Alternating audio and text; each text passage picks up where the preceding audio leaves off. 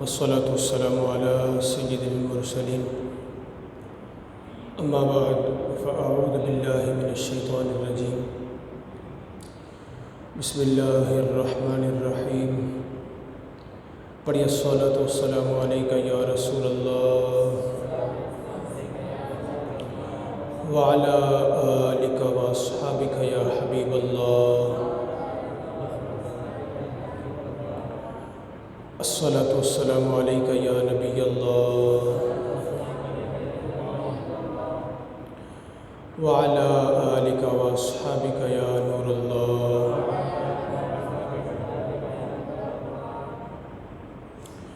نبی رحمت صلی اللہ تعالیٰ علیہ وآلہ وسلم کی ذات بابرکت پر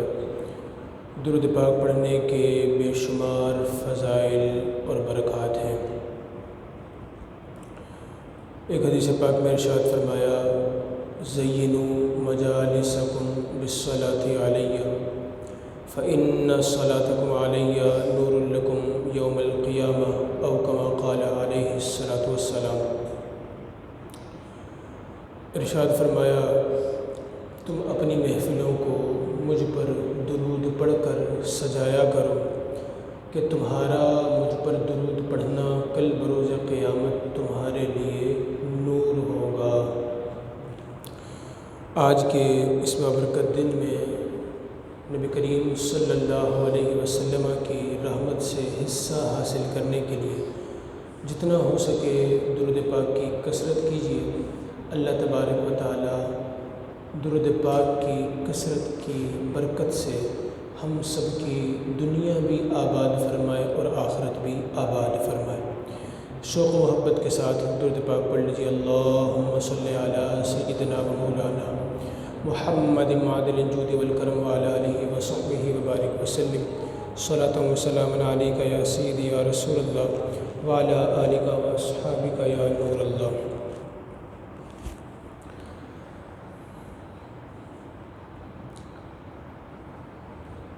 اللہ تبارک و تعالیٰ نے اس کائنات کو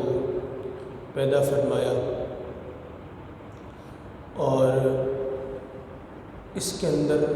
انسان کی ضرورتوں کی تمام چیزوں کو پیدا کیا۔ اللہ تبارک و تعالیٰ اس کائنات میں جیسے چاہے تصرف فرماتا ہے اور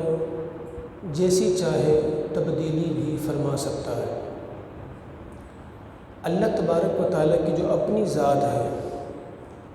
وہ تبدیلی سے پاک ہے، کمی سے بھی پاک ہے اور زیادتی سے بھی پاک ہے۔ اللہ تبارک و تعالیٰ اپنی صفات کے اندر بھی اور اپنی ذات کے اندر بھی کسی کا محتاج نہیں ہے۔ لیکن یہ جو دنیا اللہ تبارک و تعالیٰ نے پیدا فرمائی ہے، یہ دنیا اپنے باقی رہنے میں خدا کی ذات کی محتاج ہے۔ اس دنیا میں جتنے بھی لوگ بستے ہیں وہ سب کے سب، چاہے وہ جاندار سے تعلق رکھتے ہوں، انسان ہوں، جنات ہوں، جانور ہوں، چرند پرند ہوں، یا اس کے علاوہ دنیا کی دیگر اشیاء ہوں، جو کچھ اس دنیا کے اندر ہے وہ سب کا سب اپنی بقا میں اور اپنی زندگی میں اللہ تبارک و تعالیٰ کی ذات کا محتاج ہے۔ اور یہی مطلب ہے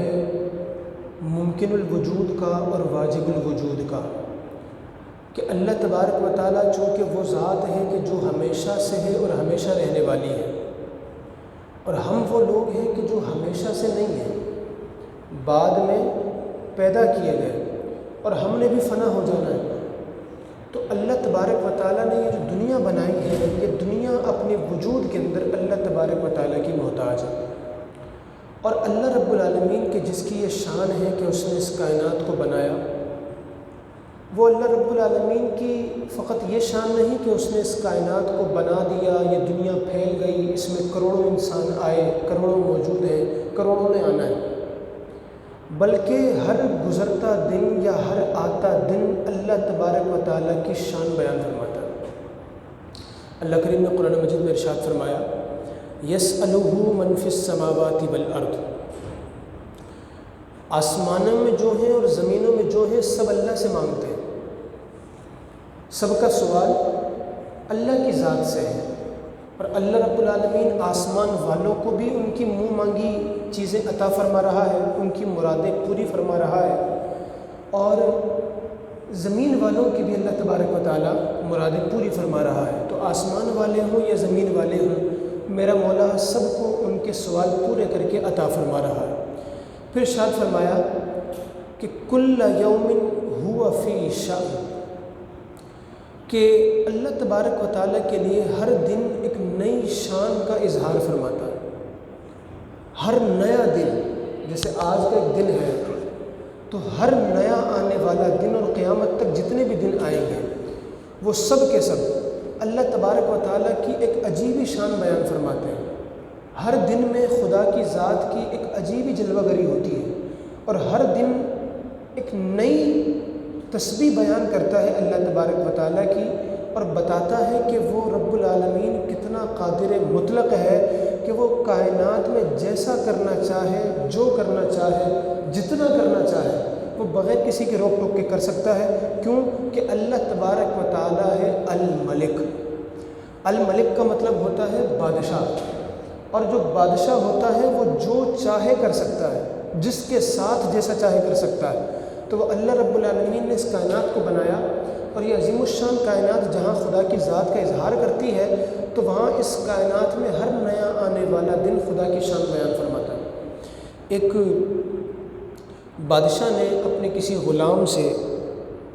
اس آیت کا مطلب پوچھا کہ کل یوم ہوا فی شان، ہر دن خدا کی نئی شان بیان کرتا ہے، اس کا مطلب کیا ہے؟ آپ یہ دیکھیں کہ وہ وقت کا بادشاہ ہے، اور سوال کس سے کر رہا ہے؟ غلام سے، اپنے ایک عام سے درباری سے، کہ جس کو اس نے خریدا ہوا ہے،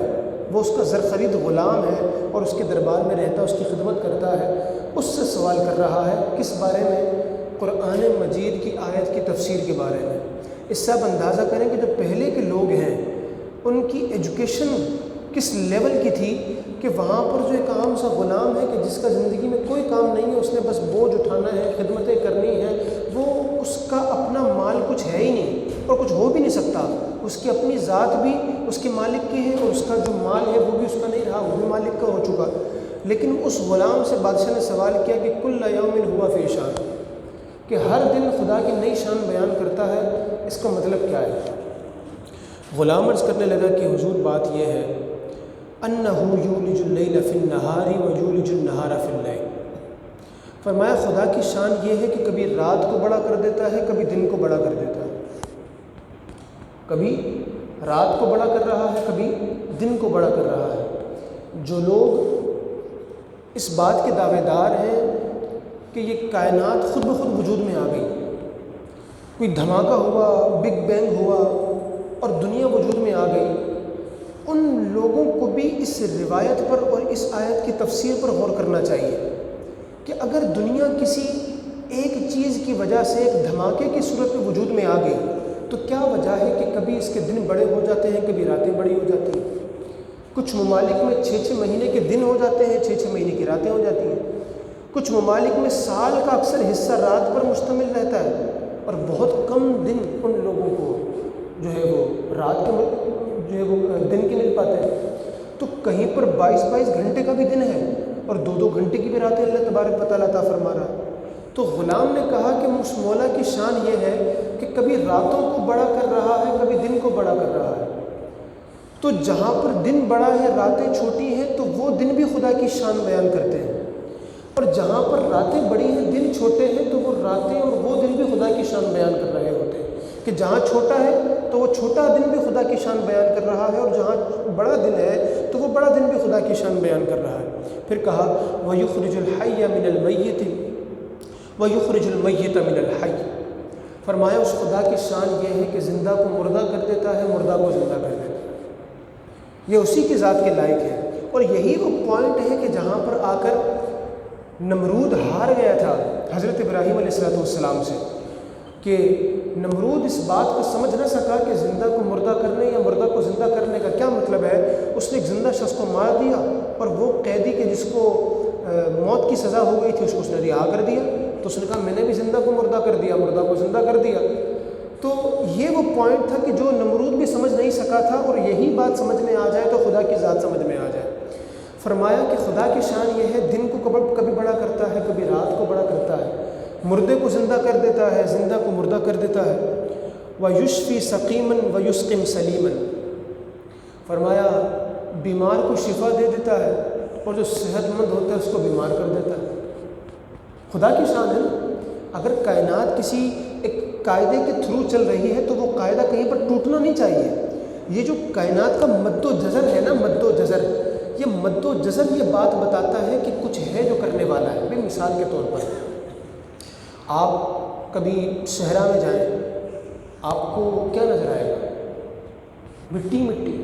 مٹی مٹی، کنکر کا بھی وہاں پہ نام و نشان نہیں ہوتا، خالص دھول ہے، مٹی ہی مٹی ہے۔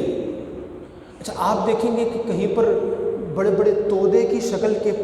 چھوٹے چھوٹے سے ٹیلے بنے ہوئے ہیں مٹی کے، کہیں پر بالکل سیدھی ہموار زمین ہے۔ آپ صحرا کو دیکھتے جا رہے ہیں، اچانک صحرا کے بیچ میں آپ کو بڑی عظیم الشان عمارت نظر آئے۔ وہ عمارت بھی مٹی کی بنی ہوئی ہو، جس طرح کی مٹی کی عمارتیں لوگ بنا بھی لیتے ہیں، تو وہ عمارت بھی مٹی سے ہی بنائی گئی ہو، لیکن عمارت کی شکل ہو، اس میں باقاعدہ کمرے ہوں، صحن ہوں، دالان ہوں، اس اوپر کی بالائی منزلیں ہوں، چھت ہوں، نیچے کا حصہ ہو، گراؤنڈ فلور ہو، ایک پوری ایک عمارت بنی ہوئی ہے صحرا کے بیچ میں مٹی کی۔ اب جو شخص صحرا کا مشاہدہ کرتے ہوئے پہنچا ہے اس عمارت تک، کیا اس کے ذہن میں یہ بات آ سکتی ہے کہ جس طرح یہ صحرا ہوا کے چلنے کی وجہ سے کہیں پر تودے بنے ہوئے ہیں، کہیں پر سیدھا ہوا ہے، تو یہ جو عمارت بنی ہوئی ہے یہ بھی بس ہواؤں کے چلنے سے اور مٹی تھوڑی بہت اوپر نیچے سے عمارت کی شکل بن کر اوپر آ گئی ہے؟ کیا کوئی یہ سمجھنے پر تیار ہوگا کہ خود بخود بیٹھے بیٹھے بس ہواؤں کے چلنے سے اور مٹی تہ بتہ لگنے سے عام جگہوں پر ٹیلے بن گئے، کہیں پر تھوڑے بڑے پہاڑ بن گئے، کہیں پر بالکل سیدھی سیدھی زمین ہے؟ تو یہاں پر یہ جو عمارت بنی ہے پوری کی پوری، جس میں کمرے ہیں، صحن ہیں، چھتیں ہیں، نیچے کا حصہ ہے سارا، تو یہ جو پوری ایک منظم عمارت بنی ہوئی ہے یہ بھی بس مٹی کی بے ترتیبی کے ساتھ ایک وجود میں آ گئی ہے، اور ہواؤں کے چلنے سے یہ عمارت پوری کی پوری بن کر کھڑی ہو گئی۔ کیا کوئی یہ بات ماننے پر تیار ہوگا؟ نہیں،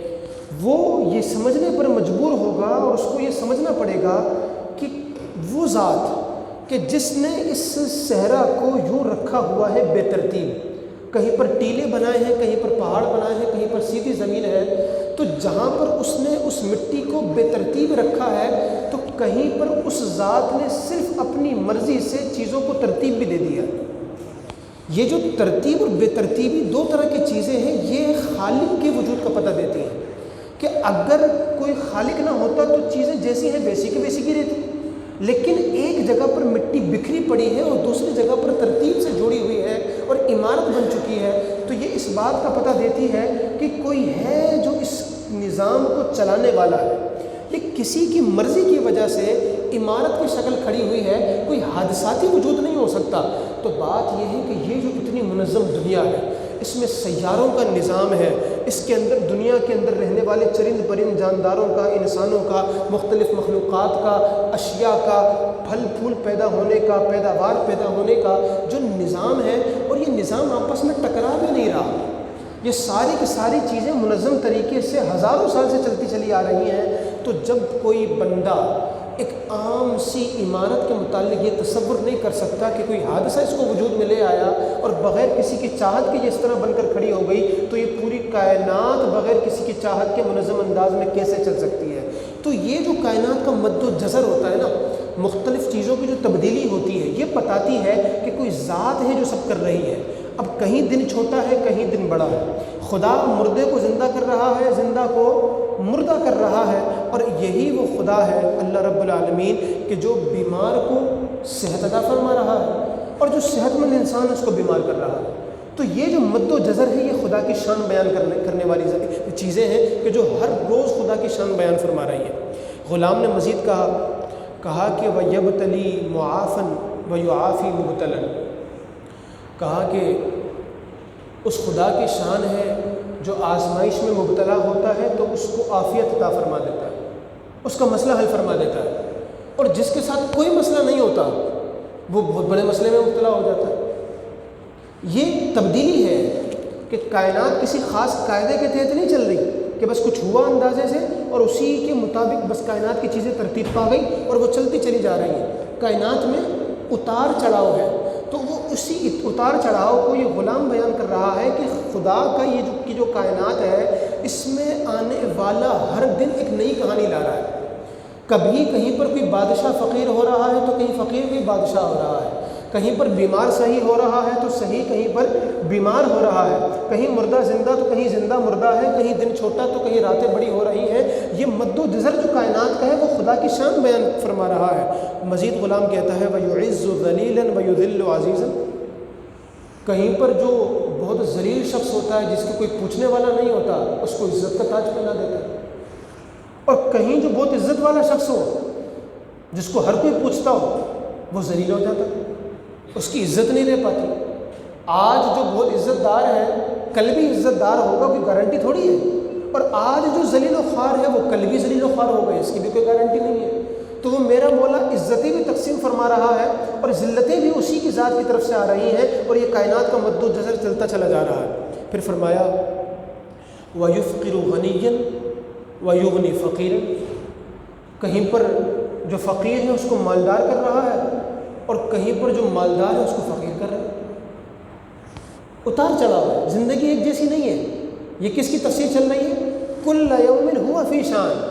دنیا میں آنے والا ہر دن خدا کی نئی شان بیان فرما رہا ہے۔ تو کہا کہ فقیر کو غنی کر دیا، غنی کو فقیر کر دیا۔ پھر یہ ساری تفسیر سننے کے بعد کہ جب بادشاہ نے پوچھا غلام سے کہ اس آیت کی تفسیر کیا ہے، اس نے کہا کہ اس کائنات کا جو مد و جزر ہے، جو اتار چڑھاؤ ہے، جو نشیب و فراز ہے، وہ خدا کی ذات کی شان بیان کرتا ہے کہ وہ مولا موجود بھی ہے اور اپنی مرضی میں اتنا مستقل ہے کہ وہ جس کو مالدار کرے تو مالدار ہی رکھے، یہ اس پر لازم نہیں، اور جس کو فقیر کرے تو فقیر ہی رکھے، یہ بھی اس پر لازم نہیں۔ کہیں پر اگر دن بڑے ہیں تو دن بڑے ہی چلتے چلے جائیں تو یہ بھی اس پر لازم نہیں، اور کہیں اگر راتیں بڑی ہیں تو راتیں بڑی چلتی جائیں، یہ بھی اس پر لازم نہیں۔ تو کہا کہ دن کا چھوٹا بڑا ہونا، مالدار کا فقیر اور فقیر کا مالدار ہو جانا، صحت مند کا مریض اور مریض کا صحت مند ہو جانا، مردے کا زندہ اور زندہ کا مردہ ہو جانا، یہ روزانہ کی بنیاد پر پوری دنیا میں جہاں کہیں اس قسم کی کہانیاں اور سٹوریز چل رہی ہیں، کہا یہ ہر روز خدا کی نئی شان بیان فرمایا کرتی ہے۔ اب جب بادشاہ نے یہ بات سنی نا، بادشاہ نے کہا کہ تم نے بڑی خوبصورت بات کی ہے، اس آیت کی میں نے تم سے تفسیر پوچھی تو تم نے مجھے یہ آیت بڑی خوبصورتی سے سمجھائی ہے، اور واقعی اگر کائنات کسی ایک قاعدے کے تحت چل رہی ہوتی، کوئی چلانے والا نہ ہوتا، کوئی خالق نہ ہوتا جو اپنی مرضی میں مستقل ہوتا ہے، جو چاہتا ہے وہ کرتا ہے، اگر وہ نہ ہوتا تو دنیا میں یہ چیزیں ہوتی نہیں، سب کچھ جیسا ہے ویسے کا ویسا چلتا چلا جاتا۔ مگر یہ کائنات کی روزانہ کی بنیاد پر تبدیلیاں، کبھی خوشی ہے کبھی غم ہے، یہ جو روزانہ کی بنیاد پر لمحاتی تبدیلیاں بھی اور موسمیاتی تبدیلیاں بھی، معاشی تبدیلیاں بھی، معاشرتی تبدیلیاں بھی، سماجی تبدیلیاں بھی، تہذیبی تبدیلیاں بھی، ذہنی تبدیلیاں بھی، قلبی تبدیلیاں بھی، اور یہ جو ساری کی ساری تبدیلیاں ہیں جب یہ کائنات میں ہو رہی ہیں تو واقعی کائنات کا ہر دن ایک نیا رنگ لا رہا ہے، کائنات کا ہر دن ایک نئی کیفیت بیان کر رہا ہے۔ تو کہا کہ یہ تو خدا تبارک و تعالیٰ کی شان ہے کہ ہر دن خدا کی نئی تصویر بیان کر رہا ہے۔ بادشاہ بڑا خوش ہوا، بادشاہ نے کہا تم نے بڑی خوبصورت تفسیر بیان کی ہے۔ اب وہ غلام تھا، بادشاہ نے حکم دیا کہ اس نے بڑی اچھی تفسیر بیان کی ہے، میرا بڑا دل خوش ہوا ہے، اس غلام کو میرا وزیر خاص بنا دو۔ اب جب اسے وزیر خاص بنا کر اس کا لباس تبدیل کروا کر شاہی لباس اس کو پہنا کر بادشاہ کے دربار میں لایا گیا تو غلام کہنے لگا کہ بادشاہ آپ نے مجھ سے تفسیر پوچھی تھی، یہ جو میرا حال ہے کہ کل کا غلام آج کا وزیر بن چکا ہے، یہ بھی خدا کی شان ہے کہ میں پہلے ایک زرخرید غلام تھا اور اب میں آپ کی بادشاہت کا وزیر بن چکا ہوں، اور اب آپ کی جو وزارت کے جو بادشاہت کے اندر جو معاملات ہوں گے وہ میرے ہاتھوں کے ذریعے ہو رہے ہوں گے۔ تو کل جو اتنا محتاج تھا آج وہ غنی ہو چکا ہے، کل کا جو فقیر تھا وہ آج مالدار ہو چکا ہے، اور کل جو بے بس تھا آج اللہ تبارک و تعالیٰ نے اسے ایک پوری سلطنت کا ایک فرما روا بنا دیا ہے، وزیر اعظم بنا دیا ہے۔ تو بادشاہ یہ جو کچھ تم نے کیا یہ بھی خدا کی شان ہے کہ جو اللہ تبارک و تعالیٰ روزانہ کی بنیاد پر دنیا کے اندر بیان فرما رہا ہوتا ہے۔ آپ یہ دیکھیے کہ دنیا کے اندر واقعتاً بڑا مد و جزر ہے، بڑی تبدیلیاں ہیں، انسان کبھی خوش ہے کہیں غم ہے، ہماری زندگی بھی شروع سے لے کے اب تک ایک طرح چلی نہیں ہے، ورنہ تو ہم اپنی زندگی سے بور ہو جائیں۔ آپ اکثر لوگوں سے پوچھیں مرنا چاہتے ہیں، ان کو یہ تو پتہ ہے کہ مرنا ضرور ہے مگر مرنا چاہتے نہیں ہیں، یعنی یہ نہیں ہے کہ ہاں یار بس اب مر جائیں، زندگی چاہتے ہیں، رہنا چاہتے ہیں۔ اس کی وجہ یہ ہے کہ جو ہماری لائف میں کبھی خوشی کبھی غم ہے نا، یہ ہمیں دنیا میں جینے پر مجبور کرتا ہے، یہ ہمیں اپنی زندگی سے بور نہیں ہونے دیتا۔ یہ جو تبدیلیاں ہیں یہ ہماری امید جگائے رکھتی ہیں، اور اگر ہم بہت زیادہ سرکش ہو جائیں تو ہمیں نیچے گرا کر دوبارہ اٹھانے کی امید بھی دیتی ہیں، اور ہماری عقل کو اور ہمارے معاملات کو سدھار بھی دیتی ہیں۔ تو اللہ تبارک و تعالیٰ نے یہ جو دنیا بنائی، جس میں کبھی کبھی تو کسی کو 1000 سال بھی عمر دی، کسی کو 500-500 سال بھی عمر دی، آج کے دور میں کسی کو اللہ 100 سال بھی عمر دے رہا ہے، اور ایوریج عمر تو 60-70 تو ہے ہی۔ تو اتنی بڑی جو زندگی ہے کہ ایک ہی جگہ ہے، وہی سب لوگ ہیں، وہی پانی ہے، وہی کھانا ہے، وہی تفریحات ہیں، لیکن بندہ ان چیزوں سے بور نہیں ہوتا۔ اس کی وجہ یہ ہے کہ اللہ تبارک و تعالیٰ ایک حال پر رہنے نہیں دیتا۔ وہ جو اللہ تبارک و تعالیٰ کی ہماری زندگیوں میں تبدیلیاں ہیں نا، یہ ہمیں کائی لگنے سے بچاتی ہیں، یہ ہمیں مفلوج ہونے سے بچاتی ہیں، یہ ہمارے ذہن کو جام ہونے سے بچاتی ہیں۔ کوئی بندہ پوچھ سکتا ہے کہ یار کوئی بندہ امیر ہے تو وہ ہمیشہ امیر کیوں نہیں رہتا، کوئی بندہ مالدار ہے تو ہمیشہ مالدار کیوں نہیں رہتا، کوئی اگر صحت مند ہے تو ہمیشہ صحت مند کیوں نہیں رہتا؟ تو بات یہ ہے کہ اگر کائنات میں اتار چڑھاؤ نہ ہو تو خدا کی ذات کا علم کیسے ہوگا؟ یہ کائنات کا اتار چڑھاؤ انسان کو دعوت فکر دیتا ہے، اس کے خالق کا پتہ بھی دیتا ہے، اور یہ بھی اس کو بار بار باور کراتا ہے کہ جو ذات تمہاری زندگیوں میں تبدیلی کر رہا ہے، جس نے تمہیں پیدا کیا ہے، تمہیں بالآخر اسی کی طرف لوٹ جانا ہے، تو اپنے دنیاوی نظام جتنے چاہے چلا لو مگر اس خدا کی ذات کو کبھی مت بھولنا۔ وہ ہمارا مولا موسمیاتی تبدیلیوں کے ذریعے ہمیں اپنے آپ کو بھولنے نہیں دیتا، وہ ہماری معاشی تبدیلیوں کے ذریعے ہمیں اپنے آپ کو بھولنے نہیں دیتا۔ تو ہمارا یہ فرض بنتا ہے کہ اس خدا کی ذات کو ہمیشہ یاد رکھنے والے بن جائیں، اس خدا رب العالمین کی مرضی کو پہچاننے والے بن جائیں، اور اگر ہمارے ساتھ کبھی اچھے حالات ہو تب خدا کا شکر ادا کریں، کیونکہ خدا کا وعدہ ہے لَإِن شَكَرْتُمْ لَأَزِيدَنَّكُمْ، تم میرا شکر کرو میں تمہیں اور زیادہ عطا کروں گا۔ اور اس خدا نے یہ بھی فرمایا ہے وَلَئِن كَفَرْتُمْ، اگر تم ناشکری کرو گے تو إِنَّ عَذَابِي لَشَدِيدٌ، میری سزا بڑی سخت ہے۔ اور یہ ہوتا ہے دنیا کے اندر، جو لوگ بڑی سرکشی والے ہوتے ہیں ایک دم وہ روڈ پر آ جاتے ہیں، بڑی عزتوں والے ہوتے ہیں ذلیل و خوار ہو جاتے ہیں، وہ ان کے اعمال ہوتے ہیں کہ جن کی سزا اللہ تبارک و تعالیٰ ان کو دنیا میں عطا فرما رہا ہوتا ہے۔ قرآن مجید میں ارشاد فرمایا وَمَا أَصَابَكُم مِّن مُّصِيبَةٍ فَبِمَا كَسَبَتْ أَيْدِيكُمْ وَيَعْفُو عَن كَثِيرٍ۔ اللہ نے اس آیت کے اندر اپنی شان بھی بیان فرمائی ہے، اور بندوں کو ان کی مصیبتوں کا حل بھی دے دیا ہے۔ اللہ فرما رہا ہے تمہیں جو بھی مصیبت پہنچتی ہے وَمَا أَصَابَكُم مِّن مُّصِيبَةٍ، یعنی ہم اگر کسی بندے کے پاس جائیں جو بڑا دانشور ہے ہماری نظر میں، ہم کہیں یار بڑے مسائل ہیں زندگی میں، یہ مصیبت وہ مصیبت، اولاد کی مصیبت، جان کی مصیبت، مال کی مصیبت، گھر کی مصیبت، معاشرے کی مصیبت، خاندان کی مصیبت، اتنی ساری مصیبتیں ہیں، یہ مسئلہ میرے ساتھ ہے، کیوں ہے میرے ساتھ؟ یقیناً آپ کے ذہنوں میں بھی سوال ہوگا کہ یار میں اتنی مصیبتوں میں ہوں، میں اتنا پریشان ہوں، میرے ساتھ اتنے مسائل ہیں تو آخر ہیں کیوں؟ کسی سے کیا پوچھنا ہے، ہمارا مولا ہماری مصیبتوں کے وجہ بیان فرما رہا ہے، فرما رہا وَمَا أَصَابَكُم مِّن مُّصِيبَةٍ، جو بھی مصیبت تمہیں کائنات میں پہنچتی ہے فَبِمَا كَسَبَتْ أَيْدِيكُمْ، وہ تمہارے اپنے کرتوت ہیں، وہ تمہارے اپنے کرتوت ہیں۔ آج جو ملحدین کی ایک بہت بڑی جماعت دنیا کے اندر موجود ہے، تیسرے نمبر پر دنیا کے اندر یہ لا مذہب جو موجود ہیں، وہ یہی تو باتیں کرتے ہیں کہ جب وہ خدا اتنا رحمان اور رحیم ہے تو بندوں کو مشکلات میں کیوں ڈال رہا ہے؟ کہیں کوئی بھوک سے مر رہا ہے، کہیں کوئی تکلیف سے مر رہا ہے، کس کے گھر کی خوشیاں چھن گئی، کسی کو اولاد نصیب نہیں ہو رہی، کوئی مال کے لیے دربدر ہوتا کر رہا ہے، کسی کو عزت نہیں کر رہا۔ اگر وہ خدا اتنا ہی رحمان و رحیم ہے تو سب کو یہ کچھ عطا فرما کیوں نہیں دیتا؟ اللہ تبارک و تعالیٰ فرما رہا ہے اس میں قصور میرا نہیں ہے، قصور بندے تیرا ہے۔ وَمَا أَصَابَكُم مِّن مُّصِيبَةٍ فَبِمَا كَسَبَتْ أَيْدِيكُمْ، یہ کائنات کے اندر جو بھی اتار چڑھاؤ آ رہا ہے، مصیبتیں پہنچ رہی ہیں، مسائل کے انسان شکار ہو رہا ہے، تو وہ تمہارے اپنے ہاتھوں کی کرتوت ہے۔ اے میرے مولا کریم، ہمارے ایسے کرتوت ہیں، ہمارا یہ حال ہے۔ اللہ نے فرمایا وَيَعْفُ عَنْ كَثِيرٍ، تمہارے جیسے کرتوت ہیں ویسا تمہارا حال نہیں ہے۔ سمجھیے گا بات کو، میں اب جو بات سمجھانا چاہ رہا ہوں وہ بات اگر آپ کو سمجھ میں آ گئی تو آپ کو آیت کا آخری حصہ بھی سمجھ میں آ جائے گا۔ اللہ نے کیا فرمایا؟ تم پر جو مصیبتیں ہیں وہ کس وجہ سے؟ یہ مصیبتیں، یہ نافرمانی ہے، سمجھ رہے؟ یہ کیا ہے؟ یہ کیا ہے؟ یہ مصیبت ہے۔ یہ کیا ہے؟ مصیبتیں کس وجہ سے؟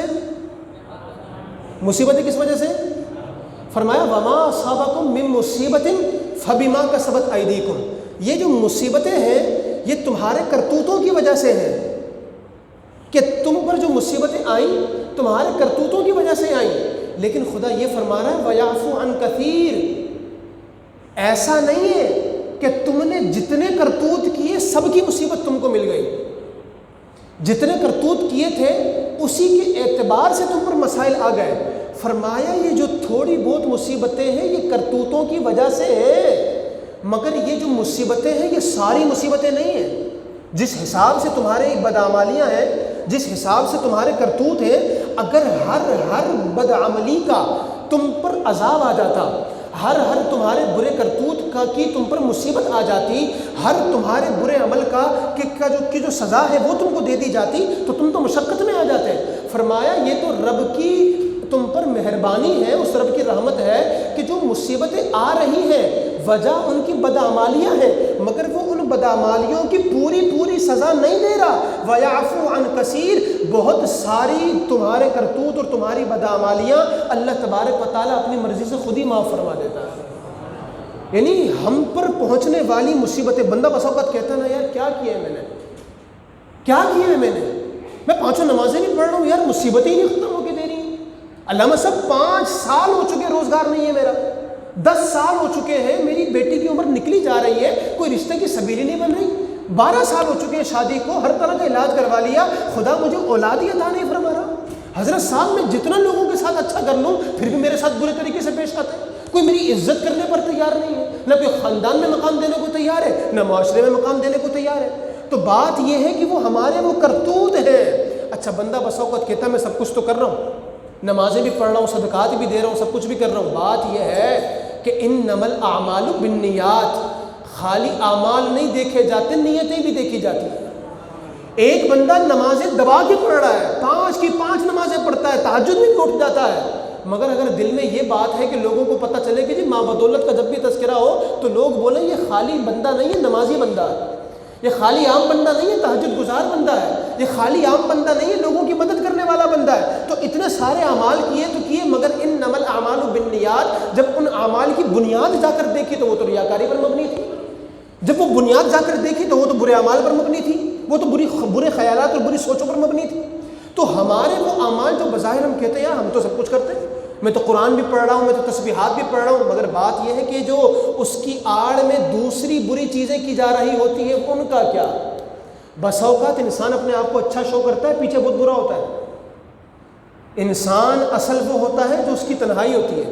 اگر اس کی تنہائی، اس کی خلوت، اس کی جلوت کے ساتھ میچ کھاتی ہے تو وہ ریئل انسان ہے، اگر اس کی خلوت، اس کی جلوت کے ساتھ میچ نہیں کھا رہی تو وہ منافق انسان ہے، کہ اس کا اندر کچھ ہے باہر کچھ ہے، باہر آتا ہے تو جناب اس کی بات ہی السلام علیکم سے شروع ہوتی ہے، مگر جب یہی گھر پر جاتا ہے تو یہ تو کبھی سیدھے منہ بات کرنے والا انسان نہیں ہوتا۔ تو خالی اعمال نہیں دیکھے جاتے، اعمال کی نیتیں بھی دیکھی جاتی ہیں، تو اگر ہمارے اعمال کی نیتوں کو نکال لیا جائے ہمارے اعمال کی عمارت تو ویسے ہی گر جاتی ہے، اور پیچھے پلس ہم ساتھ کر رہے ہوتے ہیں بدعمالیاں، تو خدا فرما رہا ہے تم پر جو مصیبتیں آ رہی ہیں یہ ہے تمہارے کرتوتوں کی وجہ سے، مگر ان کرتوتوں کی پوری سزا نہیں دے رہا خدا۔ وَيَعْفُو عَنْ كَثِيرٍ، بہت کچھ تو ویسے ہی معاف فرما رہا ہے، کیوں کہ وہ اس کی شان رحیمی کا تقاضا ہے، وہ اس کی رحمت کا تقاضا ہے۔ انسان جب گناہ کرتا ہے تو اپنے آپ پہ ظلم کرتا ہے، شریعت میں ظلم اسی کو کہا جاتا ہے کہ جو انسان اپنی ذات کے حوالے سے گناہوں کا شکار ہو جائے، تو انسان تو اپنے آپ پر ظلم کر رہا ہوتا ہے کہ اپنے آپ کو گناہوں پر پیش کرتا ہے، اپنے آپ کو جہنم پر پیش کرتا ہے، مگر وہ اللہ تبارک و تعالیٰ بندوں پر پھر بھی مہربان ہوتا ہے۔ آپ یہ بات سوچئے،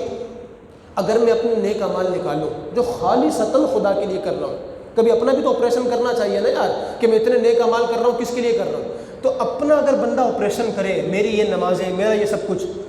یہ اللہ تبارک و تعالیٰ کے لیے ہے یا اس کے پیچھے کوئی اور مقصد ہے؟ اور بات یہ ہے کہ میری خلوت کیسی ہے اور پھر میری جلوت کیسی ہے، اور یہ جو میرے اچھے اعمال ہیں ان سے میری اغراض کیا ہے؟ تو بندہ اگر دیکھے تو اللہ تبارک و تعالیٰ اس کی بد اعمالیوں کی واقعی پوری سزا نہیں دے رہا، وہ کھانے کو بھی دے رہا ہے، وہ پینے کو بھی دے رہا ہے، وہ پہننے کو بھی دے رہا ہے، معاشرے میں عزتیں بھی عطا فرما رہا ہے، وہ میرا رب سب کچھ عطا فرما رہا ہے۔ اس کا مطلب یہی ہے کہ وہ اللہ تبارک و تعالیٰ ہمارے کرتوتوں کی پوری سزا نہیں دے رہا۔ اس کی وجہ یہ ہے کہ خدا کی ذات کے ہاں اس دنیا کی اوقات مچھر کے پر برابر بھی نہیں ہے۔ جو مچھر ہے، مچھر ذرا ذہن میں مچھر لائیں، کتنا سا ہے؟ وہ جو مچھر کا بھی پر ہے، مچھر نہیں، مچھر کا پر، اس پر کے جتنی بھی اس کائنات کی حقیقت خدا کے یہاں نہیں ہے، اہمیت نہیں ہے اس کی۔ روایتوں میں آیا اگر اس مچھر کے پر برابر بھی حیثیت خدا کے ہاں اس دنیا کی ہوتی تو کسی غیر مسلم کو ایک گھونٹ پانی بھی نہیں ملتا۔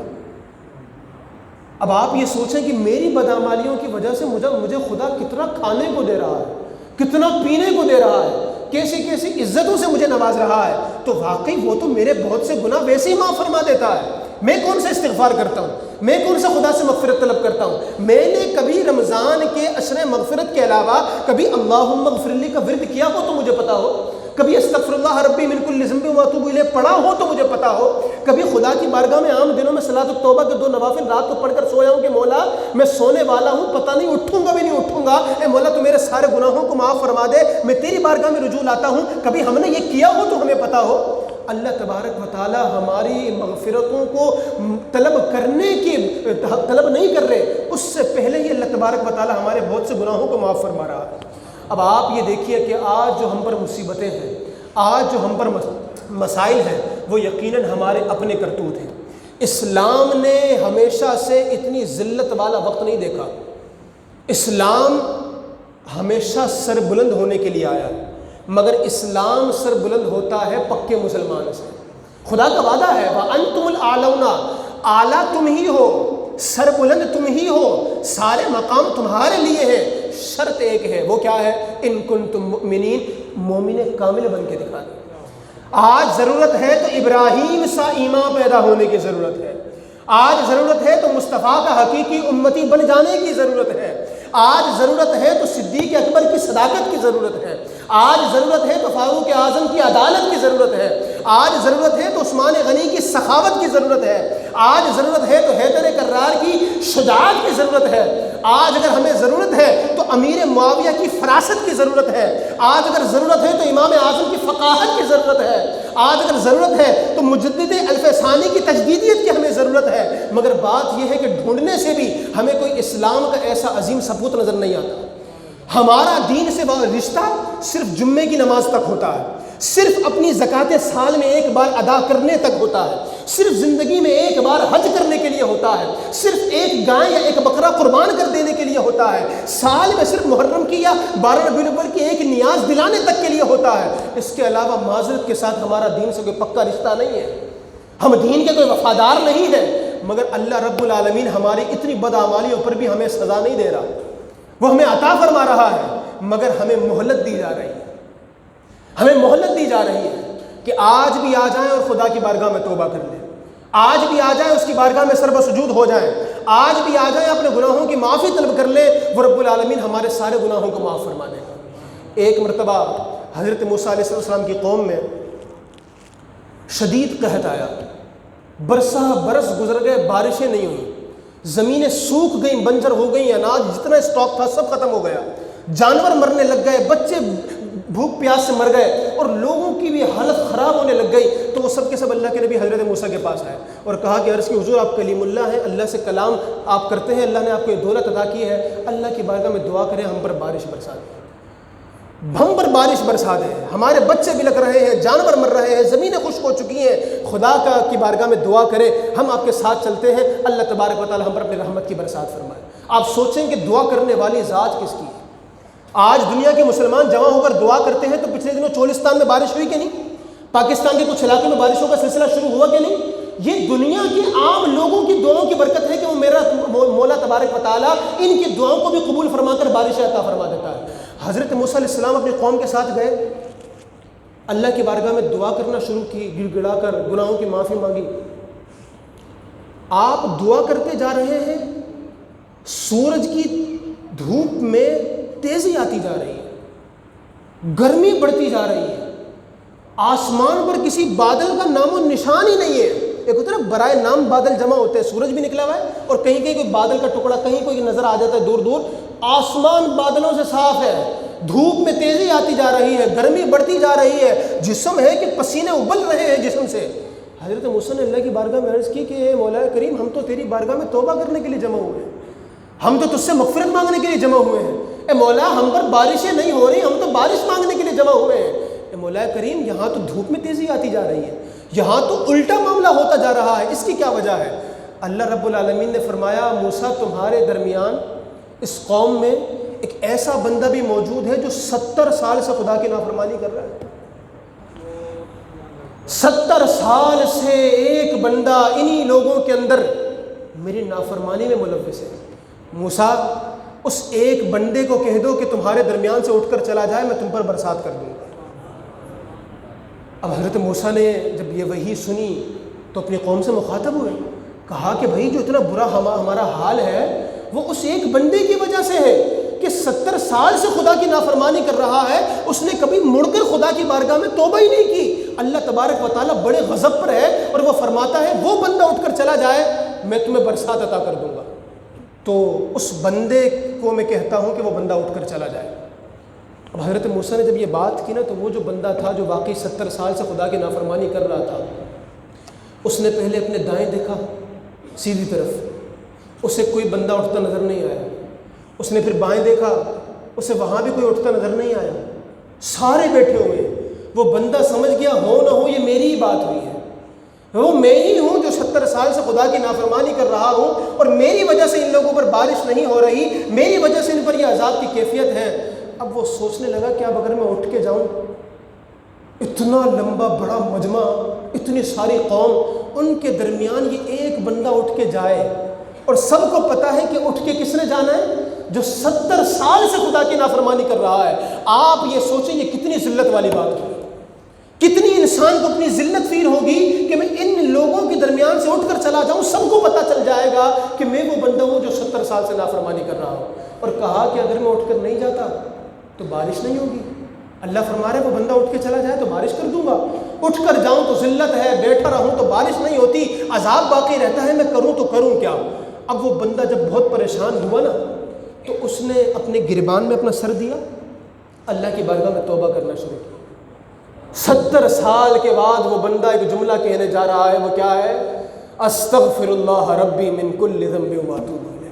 اے مولا میں 70 سال سے تیری نافرمانی کر رہا ہوں، اے مولا میرے گناہوں کو معاف فرما دے، اے مولا مجھے آج بے عزتی سے بچا لے۔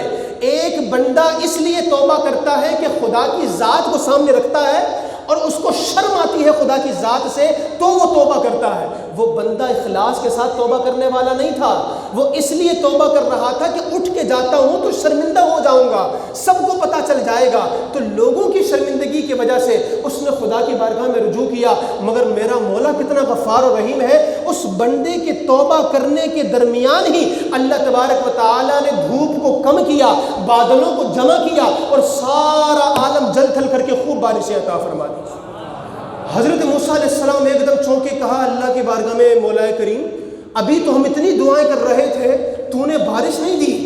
ابھی تو نے فرمایا کہ اس بندے کو نکال دو تو بارش دے دوں گا، مولا اٹھ کر تو کوئی نہیں گیا، اٹھ کر تو کوئی نہیں گیا، سارے بیٹھے ہوئے ہیں، تو بارش ہونے کی کیا وجہ ہے؟ اللہ نے فرمایا موسیٰ جس کی وجہ سے بارش روک دی تھی اسی کی وجہ سے ہم نے تم پر نازل کر دی ہے۔ حضرت موسیٰ علیہ السلام نے عرض کی مولا اے مولا تو نے جس کی وجہ سے روکی تھی اسی کی وجہ سے کر دی، اے مولا تو نے جس کو اتنا نوازا ہے کہ اس کے صدقے ہمیں بارش دی ہے اس کا دیدار ہی کروا دے۔ اللہ نے فرمایا موسیٰ وہ 70 سال تک میری نافرمانی کرتا رہا، تب تو میں نے کسی کو بتایا نہیں کہ یہ بندہ میری 70 سال سے نافرمانی کر رہا ہے، اب تو وہ میرا سچا بندہ بن گیا ہے، اب میں اس کو ذلیل و رسوا کیسے کر سکتا؟ یہ خدا کی رحمت ہے، خدا کی ذات ہے، خدا کی قسم، اس کی طرف آ جائیں، وہ مولا غیروں کی بارگاہ میں سر جھکانے سے ہم کو بچا لے گا، اللہ کی بارگاہ میں رجوع کرنے والے بن جائیں، لوگوں کی مدد کرنے والے بن جائیں۔ جو مخلوق کو راضی کرتا ہے اللہ تبارک و تعالیٰ اس سے راضی ہو جاتا ہے۔ اپنے ایمان کی حفاظت کے لیے اللہ کی بارگاہ میں دعائیں مانگے، اپنا عمل درست کر لے، یہ خالی جمعے والی نمازیں نہ پڑھے، خدا کی قسم جیسے جمعہ فرض ہے ویسے ہی فجر بھی فرض ہے۔ ہم جو سمجھتے ہیں نا کہ ہم کوئی احسان کر رہے ہیں دین پر، کہ جمعے میں جمع ہو جاتے ہیں تو بس ہم نے پڑھ لیا تو دین پر کوئی احسان ہوا، خدا کی قسم ابھی کچھ نہیں پتہ چلتا، مگر جب لوگوں پر مصیبتیں آتی ہیں نا تو پھر پتہ چلتا ہے، یا دنیا سے جاتے ہیں تب پتہ چلتا ہے۔ تو اللہ ہمیں دنیا کی بھی رسوائی سے بچا لے، ہمیں آخرت کی بھی رسوائی سے بچا لے۔ تو آج اللہ تبارک و تعالیٰ کی بارگاہ میں رجوع کر لیں، مغفرت مانگ لیں، توبہ کا دروازہ کھلا ہے۔ اللہ تبارک و تعالیٰ مجھے اور آپ کو، ہم سب کو سچی توبہ کی توفیق عطا فرمائے۔ وآخر دعوانا الحمد للہ رب العالمین۔ قریب